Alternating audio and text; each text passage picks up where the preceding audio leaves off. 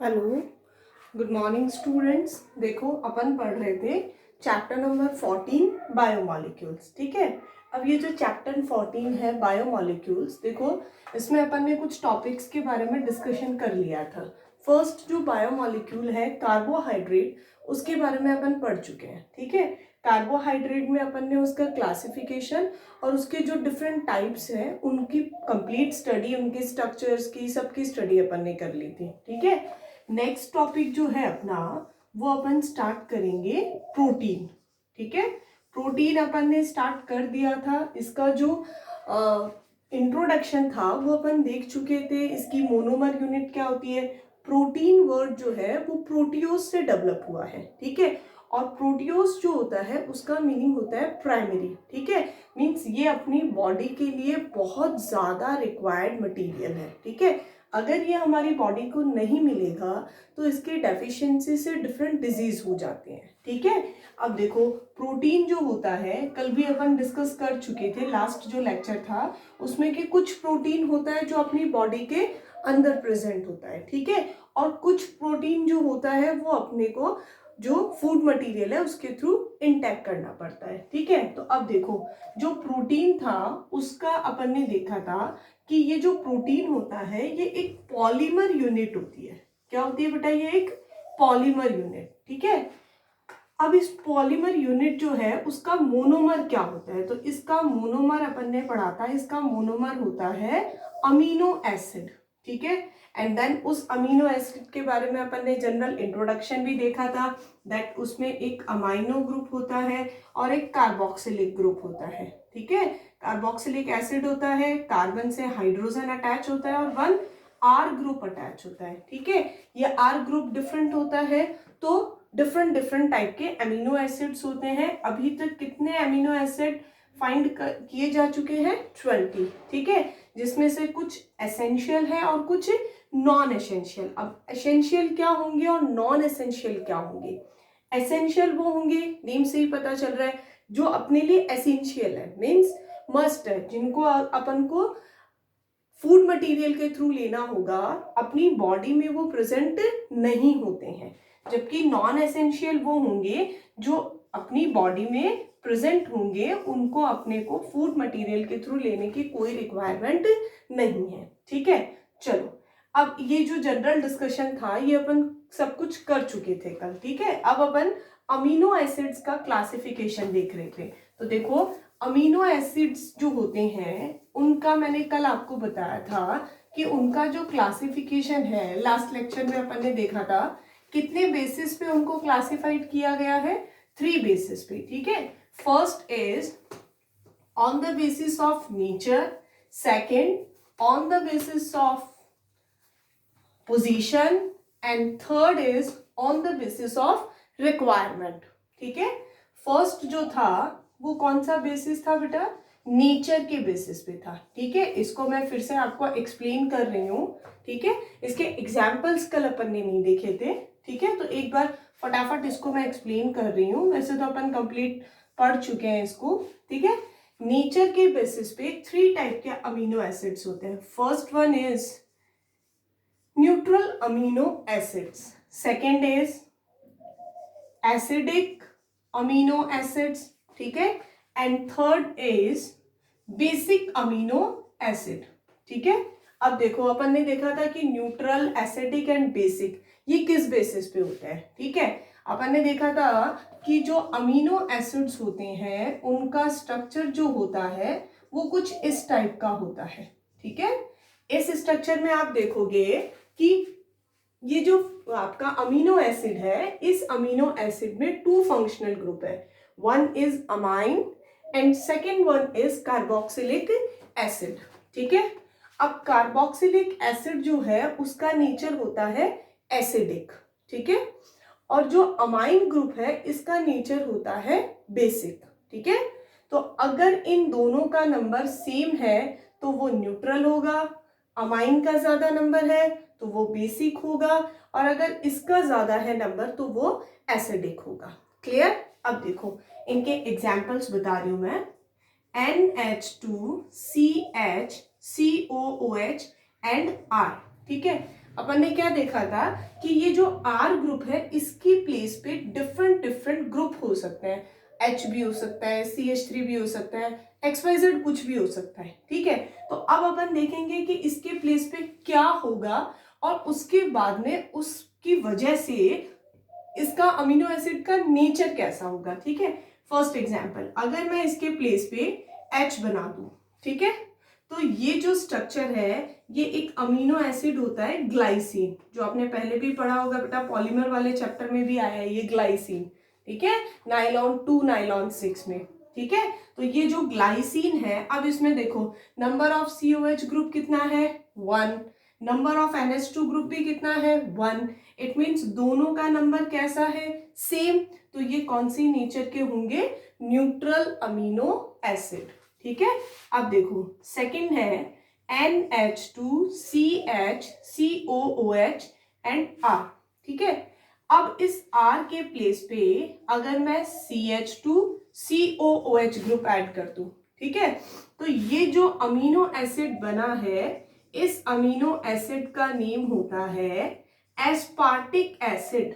कौन सा amino acid है ये, एस्पार्टिक एसिड, ठीक है। अब इस एस्पार्टिक एसिड का नेचर देखो, यहाँ पे नंबर ऑफ COOH कितने हैं बेटा 2 और NH2 ग्रुप कितना है only 1, it means acidic group का नंबर ज्यादा है कंपेयर टू बेसिक ग्रुप। तो ये कौन से अमीनो एसिड होंगे, एसिडिक अमीनो एसिड, क्लियर। देखो नेक्स्ट एग्जांपल NH2CHCOOH और यहाँ पे क्या प्रेजेंट होता है R, ठीक है। अगर R के प्लेस पे CH2 CH2 CH2 CH2 and NH2 ऐसा कोई ग्रुप अटैच हो, ठीक है, तो इस स्ट्रक्चर को अपन कहते हैं लाइसीन। क्या नेम है इस अमीनो एसिड का, लाइसीन। और अब अगर मैं इसका नेचर आपको पूछूं तो मुझे नहीं लगता कि किसी भी बच्चे को बताने की जरूरत है। बोलो कौन सा फंक्शनल ग्रुप ज्यादा टाइम आ रहा है, NH2 ग्रुप ज्यादा आ रहा है, किसके कंपैरिजन में, COOH के कंपैरिजन में, ठीक है। तो NH2 ग्रुप ज्यादा है और COOH कम है, तो यहाँ इसका नेचर कैसा होगा, बेसिक नेचर होगा, ठीक है। तो नेचर के बेसिस पे ये जो 3 कैटेगरीज है ये हो गई आपकी, ठीक है। First is neutral, second is acidic amino acid and third is basic amino acid, clear. चलो सेकेंड देखो, सेकेंड जो है वो अपन पढ़ेंगे पोजीशन के बेसिस पे, कि पोजीशन के बेसिस पे जो आपके अमीनो एसिड्स होते हैं वो कितने टाइप के होते हैं, ठीक है। देखो सेकेंड जो है on the basis of position, तो पोजीशन जो है उसके बेसिस पे अमीनो एसिड्स होते हैं 3 टाइप के। First is alpha amino acids, second is beta amino acid, third is gamma amino acid, ठीक है। देखो क्या होगा, सबको पता है अल्फा पोजीशन क्या होती है। देखो अल्फा पोजीशन की अगर मैं बात करूं, NH2CHRCOOH, ठीक है, कोई भी फंक्शनल ग्रुप हो या XYZ कोई भी स्पेशल ग्रुप अगर कुछ है, तो उससे जो नियरेस्ट कार्बन होगा वो कौन सा कार्बन होगा, अल्फा कार्बन, ठीक है। और इस पोजीशन को क्या बोलेंगे अपन, अल्फा पोजीशन, ठीक है। तो अगर मैं ये कहूं कि NH2 ग्रुप है, ठीक है, वो COOH ग्रुप की कौन सी पोजीशन पे अटैच है, तो ये इसकी अल्फा पोजीशन पे अटैच है। मींस ये दोनों ग्रुप जो है, ये दोनों जो फंक्शनल ग्रुप है वो एक दूसरे की कौन सी पोजीशन पे है, अल्फा पोजीशन पे है। तो इस टाइप के ग्रुप को क्या बोलेंगे अपन, अल्फा अमीनो एसिड, ठीक है। अब मान लो अगर इस स्ट्रक्चर में थोड़ा सा चेंज हो जाए, ठीक है, यहाँ इसमें इस तरह से आ जाए, यहाँ कोई भी R ग्रुप हो सकता है, ठीक है। अब ये हो गया फंक्शनल ग्रुप, ठीक है, nearest carbon is alpha, then उससे नियरेस्ट क्या होगा, बीटा। मींस अब NH2 ग्रुप इस फंक्शनल ग्रुप के कौन सी पोजीशन पे अटैच है, बीटा पोजीशन पे। तो इस टाइप के जो अमीनो एसिड होंगे वो बीटा अमीनो एसिड, और अगर इसमें मैं एक कार्बन और ऐड कर दूं तो वो जो पोजीशन होगी उसको बोलेंगे अपन गामा अमीनो एसिड, ठीक है। बट ये अमीनो एसिड अपन डिस्कस नहीं करेंगे। जो अमीनो एसिड अभी तक डिस्कवर हो चुके हैं वो सब कौन सी नेचर के होते हैं, अल्फा नेचर के होते हैं, ठीक है। सबके सब कौन से हैं, अल्फा अमीनो एसिड ही हैं, ठीक है। बट इनकी क्लासेस हैं, ये डिफरेंट डिफरेंट कैटेगरीज हैं, इसलिए मैंने आपको एक्सप्लेन किया था कि अल्फा बीटा एंड गामा होता क्या है। बट अपन जो अमीनो एसिड पढ़ेंगे वो सिर्फ कौन से पढ़ेंगे, अल्फा अमीनो एसिड्स ही पढ़ेंगे। क्लियर, ठीक है। चलो अब देखो नेक्स्ट जो कैटेगरी है क्लासिफिकेशन की वो है रिक्वायरमेंट के बेसिस पे, और इस बेसिस पे अपन डिस्कस कर चुके हैं कितने टाइप के अमीनो एसिड्स होते हैं, 2 टाइप के अमीनो एसिड्स होते हैं, ठीक है। First is essential amino acid and second one is non essential amino acid, ठीक है। अब एसेंशियल क्या होंगे, जो एसेंशियल है मतलब अपन को उनकी रिक्वायरमेंट है, ठीक है। और किसी भी चीज की रिक्वायरमेंट अपन को कब होगी, जब अपने पास वो चीज नहीं होगी, ठीक है। सिंपल सा कंसेप्ट है। तो एसेंशियल अमीनो एसिड कौन से होंगे, वो अमीनो एसिड जो अपनी बॉडी में प्रोड्यूस नहीं होते, अपनी बॉडी उनको प्रोड्यूस नहीं कर सकती। हमें किसके थ्रू लेना पड़ता है इन अमीनो एसिड्स को, फूड मटेरियल के थ्रू लेना पड़ता है, ठीक है। इस टाइप के जो अमीनो एसिड्स होंगे उनको अपन बोलेंगे essential amino acids. Clear. Second, non essential amino acids वो होते हैं जिनका रिक्वायरमेंट अपन को नहीं होता, ठीक है। और किसका रिक्वायरमेंट अपन को नहीं होता, जो चीज अपने पास है उसका रिक्वायरमेंट अपन को नहीं होगा, ठीक है। मीन्स ये जो अमीनो एसिड्स होते हैं इनका प्रोडक्शन, इनका जो डेवलपमेंट है या इनका ग्रो, ये हमारी बॉडी में प्रेजेंट होते हैं, ठीक है। और हमारी बॉडी में प्रेजेंट होते हैं इसलिए अपन को फूड मटेरियल के थ्रू इनको लेने की रिक्वायरमेंट नहीं होती है, ठीक है। तो इस टाइप के अमीनो एसिड्स को बोलते हैं non essential amino acid. Clear है सबको, ठीक है। अब देखो आपकी बुक में 20 अमीनो एसिड्स की एक टेबल बनी हुई है, ठीक है। उस टेबल में आप देखोगे कि कुछ अमीनो एसिड, वैसे अगर तुम्हारे पास, अगर किसी के पास बुक है नहीं तो मैं आपको वो सेंड कर रही हूँ, ठीक है। जो आपका असाइनमेंट है उसमें सेंड कर रही हूँ, बट उसमें मैं आपको बता दूं कि होगा क्या। तो उसमें जो स्टार, जो नेम है जिनके ऊपर स्टार लगा हुआ है, ठीक है, वो आपके एसेंशियल अमीनो एसिड है, और जिन पे स्टार नहीं लगा हुआ वो कौन से होंगे, नॉन एसेंशियल अमीनो एसिड। तो 2-4 एग्जाम्पल मैं आपको बताऊंगी, लाइक ग्लाइसिन, एलानिन, ठीक है। ये सब जो है वो एसेंशियल अमीनो, सॉरी ये दोनों नॉन एसेंशियल है, ग्लाइसिन एंड एलानिन, ठीक है। ये दोनों ही नॉन एसेंशियल अमीनो एसिड है, ठीक है। इसके अलावा वैलिन एंड ल्यूसीन, ये दोनों एसेंशियल अमीनो एसिड है, ठीक है। ऐसे बहुत सारे अमीनो एसिड्स होते हैं, लाइक 10 के तकरीबन एसेंशियल है और 10 नॉन एसेंशियल है, बट इसका कोई रिक्वायरमेंट नहीं है कि आप सारे लर्न करो, कोई जरूरत नहीं है। आप उसके 2 to 4 एग्जाम्पल्स लर्न कर लो, सफिशिएंट है। क्लियर, ठीक है। तो ये आपका हो गया essential and non essential amino acids, ठीक है। तो अपन ने क्लासिफिकेशन जो है अमीनो एसिड्स का वो डिस्कस अपन कर चुके हैं। First on the basis of position, second on the basis of nature, and third on the basis of requirement, ठीक है। तो इस बेसिस पे 3 टाइप के आपके अमीनो एसिड्स हैं, ठीक है। अब अपन किसके बारे में स्टडी करेंगे बेटा, पेप्टाइड, ठीक है। पेप्टाइड क्या होता है एंड पेप्टाइड बॉन्ड क्या होता है, ठीक है। और पेप्टाइड एंड पेप्टाइड के बॉन्ड के बाद अपन डिस्कस करेंगे कि प्रोटीन क्या होता है, ठीक है। तो देखो पेप्टाइड एंड पेप्टाइड बॉन्ड होता क्या है। देखो अगर अपन बात करें पेप्टाइड एंड पेप्टाइड बॉन्ड की, तो देखो सबसे पहले मैं एक अमीनो एसिड बना रही हूँ NH2 CHRCOOH, ठीक है।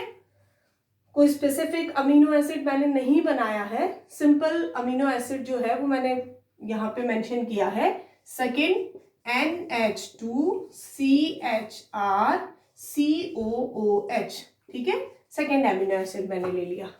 अब अगर इन दोनों अमीनो एसिड्स को मैं कंबाइन करूं, ठीक है, इन दोनों अमीनो एसिड को अगर मैं कंबाइन, देखो अपन पेप्टाइड एंड पेप्टाइड बॉन्ड के बारे में डिस्कशन कर रहे थे, ठीक है।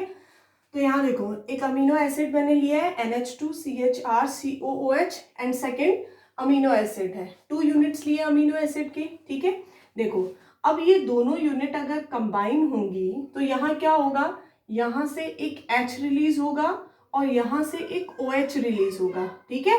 H और OH अगर रिलीज होगा तो यहाँ से क्या रिलीज होगा, -H2O, ठीक है, एक वाटर मॉलिक्यूल रिलीज होगा, ठीक है। और वाटर मॉलिक्यूल रिलीज होने के बाद देखो क्या स्ट्रक्चर बनेगी, NH2 then CHR then CO then valency NH then CHR and last COOH, ठीक है। अब ये देखो ये जो स्ट्रक्चर है CONH, ठीक है, और इनके बीच में ये जो बॉन्ड बना है, इस बॉन्ड को अपन बोलेंगे पेप्टाइड बॉन्ड, ठीक है। जैसे ये बहुत ज्यादा इंपॉर्टेंट है, ग्लाइकोसाइडिक लिंकेज और पेप्टाइड लिंकेज या पेप्टाइड बॉन्ड, इनकी डेफिनेशन बहुत बार पूछी जाती है, ठीक है। तो ये बहुत अच्छे से आपको लर्न करना है। जब 2 मोनोसैकेराइड यूनिट अटैच होती हैं तो एक वाटर मॉलिक्यूल रिलीज होता है और एक ऑक्साइड लिंकेज बन जाता है उन दोनों के बीच में, उसे तो अपन क्या बोलेंगे, ग्लाइकोसाइडिक लिंकेज। और जब 2 अमीनो एसिड्स आपस में अटैच होंगी तो एक वाटर मॉलिक्यूल रिलीज होगा और यहाँ पे ये जो स्ट्रक्चर बनी है कंप्लीट स्ट्रक्चर, इस स्ट्रक्चर को अपन बोलेंगे पेप्टाइड। और ये जो बॉन्ड है CO और NH के बीच में, इस बॉन्ड को अपन बोलेंगे पेप्टाइड बॉन्ड। क्लियर, ठीक है। तो ये हुआ पेप्टाइड एंड पेप्टाइड बॉन्ड होता क्या है, ठीक है। अब देखो अगर आपके पास अमीनो एसिड की 2 यूनिट्स है तब जो स्ट्रक्चर बनती है उस स्ट्रक्चर को अपन बोलते हैं डाईपेप्टाइड, ठीक है। जैसे आपने देखा होगा कि मोनोमर अपन यूज करते हैं, अगर अपन ने 2 मोनोमर यूज किए हैं तो क्या बनेगा, डाइमर। अगर अपन ने 3 मोनोमर्स यूज किए हैं वो कंबाइन हो गए तो क्या बनेगा, ट्राइमर। ऐसे ही टेट्रामर, ठीक है। और बहुत सारे जब यूनिट्स अटैच हो जाती है तो उसको अपन क्या बोलते हैं, पॉलीमर। सेम वैसे ही अगर 2 अमीनो एसिड्स अटैच हैं तो जो स्ट्रक्चर बनेगी उसको कहेंगे अपन डाईपेप्टाइड। 3 अमीनो एसिड्स होंगे तो ट्राईपेप्टाइड, 4 अमीनो एसिड्स होंगे तो टेट्रापेप्टाइड, ठीक है। एंड अगर बहुत सारे अमीनो एसिड्स आपस में अटैच होंगे तो उसको अपन क्या बोलेंगे, पॉलीपेप्टाइड, ठीक है। उसको क्या बोलेंगे अपन, पॉलीपेप्टाइड, ठीक है। और अब ध्यान से सुनना, पॉलीपेप्टाइड जो होता है, पॉलीपेप्टाइड जो चेन्स होती हैं उसी को अपन बोलते हैं प्रोटीन, ठीक है। प्रोटीन क्या होते हैं, पॉलीपेप्टाइड चेन्स ही होती हैं, बट उसपे एटलीस्ट कितनी 100 अमीनो एसिड तो होने ही चाहिए, ठीक है। अगर कम हुए 100 से अमीनो एसिड तो वो प्रोटीन की यूनिट नहीं बनाएगा, या अगर बात करें तो उसका मास जो है वो 10,000 होना चाहिए, ठीक है। अब देखो जो अपन बात कर रहे थे पेप्टाइड की, पेप्टाइड बॉन्ड की, डाईपेप्टाइड की एंड प्रोटीन की, ठीक है।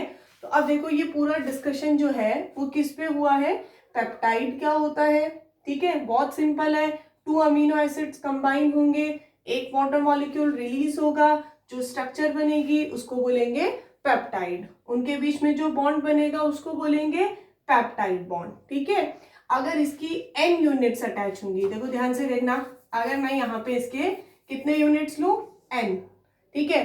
पॉलीमर वाला चैप्टर सबने बहुत पढ़ा होगा, बहुत इजी चैप्टर है, ठीक है। अब उसमें अपन ने क्या देखा था, n यूनिट्स लेंगे तो क्या होगा, यहाँ से भी H रिलीज होगा और यहाँ से भी OH। तो इस स्ट्रक्चर को अपन इस तरह से बना सकते हैं, ये भी n यूनिट्स लिए अपन ने, वाटर के भी कितने रिलीज हुए n, यहाँ से OH रिलीज हो गया और इधर से H रिलीज हो गया, और इसके कितने यूनिट्स होंगी n। ठीक है, अब ये जो स्ट्रक्चर है इसको अपन क्या बोलेंगे, पॉलीपेप्टाइड। ठीक है, और इन पॉलीपेप्टाइड में अगर अमीनो एसिड्स बहुत ज्यादा होंगे तो वो किसका फॉर्मेशन करेगा, प्रोटीन का। ठीक है, इसमें कुछ एक्सेप्शन भी होता है, लाइक जो अपनी बॉडी के अंदर एक प्रोटीन होता है इंसुलिन, ठीक है, उसमें सिर्फ 51 जो अमीनो एसिड्स हैं वो ही होते हैं। तो ये कोई मस्ट या हार्ड एंड फास्ट रूल नहीं है कि उसमें मोर देन 100 होने ही चाहिए। ठीक है, बट जनरल एक जो देखा गया है कि प्रोटीन के अंदर कितने होते हैं, तो उसका मास 10,000 के अराउंड होता है। क्लियर? चलो अब देखो, अब अपन बात कर रहे हैं, ये तो मैंने एक जनरल अमीनो एसिड के बारे में आपसे डिस्कशन किया है। अब अगर मैं यहाँ पे इन R ग्रुप के प्लेस पे कुछ स्पेसिफिक ग्रुप अगर मैं यहाँ ले लूँ, फॉर एग्जाम्पल अगर मैंने यहाँ पे H ले लिया, ठीक है, तो ये कौन सा अमीनो एसिड बन गया, ग्लाइसिन। ठीक है, अगर मैंने यहाँ पे CH3 ले लिया तो ये कौन सा अमीनो एसिड बन गया, एलानिन। ठीक है, तो जब ग्लाइसिन और एलानिन आपस में कंबाइन होंगे तब जो आपका पेप्टाइड बनेगा, या जिसको अपन डाइपेप्टाइड कहते हैं, उसको बोलेंगे, इन दोनों नेम्स को क्या कर दो आप, कंबाइन कर दो। ठीक है, क्या बोलेंगे, ग्लाइसेलानिन। ठीक है, क्यों, क्योंकि उसमें कौन कौन सा अमीनो एसिड है, ग्लाइसिन और एलानिन, तो वो ग्लाइसेलानिन बन गया। क्लियर? तो इसमें कुछ खास बात नहीं है। यहाँ आप R ग्रुप को चेंज कर दोगे तो यहाँ वाले R ग्रुप भी क्या हो जाएंगे, चेंज हो जाएंगे। ये बन गया H और यहाँ आ गया CH3। ठीक है, डाइपेप्टाइड बनाना है तो यहाँ अपन N यूनिट्स नहीं लेंगे, वही सेम OH, और यहाँ क्या हो जाएगा, NH2। क्लियर? तो ये हुआ बेटा पेप्टाइड क्या होता है, पेप्टाइड बॉन्ड क्या होता है, प्रोटीन क्या होते हैं। ठीक है, इनके बारे में डिस्कशन। ठीक है, अब देखो नेक्स्ट टॉपिक जो है वो है ज्वीटर आयन।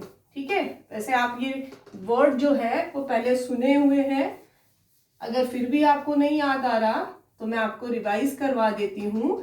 अमाइंस जो चैप्टर अपन ने पढ़ा था उसमें अपन ने बनाया था ज्वीटर आयन सल्फोनेशन रिएक्शन में। ठीक है, फिर भी नहीं याद आया है तो फिर से देख लो। देखो अब अपन पढ़ेंगे ज्वीटर आयन क्या होता है, ठीक है, और किस तरह से फॉर्मेशन होता है ज्वीटर आयन का। ठीक है, देखो किसके बारे में डिस्कशन कर रहे हैं बेटा अपन, अमीनो एसिड। क्या होते हैं अमीनो एसिड, NH2CHRCOOH। ठीक है, अब अगर मैं इसकी बात करूं अमीनो एसिड की, ठीक है, बहुत बार अपन इसका स्ट्रक्चर लिख चुके हैं, अभी तो याद हो गया होगा सब बच्चों को इजीली, है ना। चलो देखो इधर, ये जो फंक्शनल ग्रुप है इसमें, ये जो कंपाउंड है इसमें 2 फंक्शनल ग्रुप है। First is carboxylic acid and second is NH2। ठीक है, इसका नेचर कैसा होता है, basic, very good, due to lone pair. और इसका नेचर कैसा होता है, एसिडिक। ठीक है, ये बेसिक नेचर का होता है और ये एसिडिक नेचर का होता है। ठीक है, अब देखो आपको पता है according to Bronsted and Lowry जो एसिड होंगे वो क्या रिलीज करेंगे, H पॉजिटिव आयन, और जो बेस होगा वो क्या करेगा, उन H पॉजिटिव आयंस को गेन करेगा। ठीक है, तो यहाँ क्या होगा, सोचो इसको, इस स्ट्रक्चर को थोड़ा सा सोच के देखो कि अगर ये H रिलीज करेगा और ये H गेन करेगा तो क्या होगा।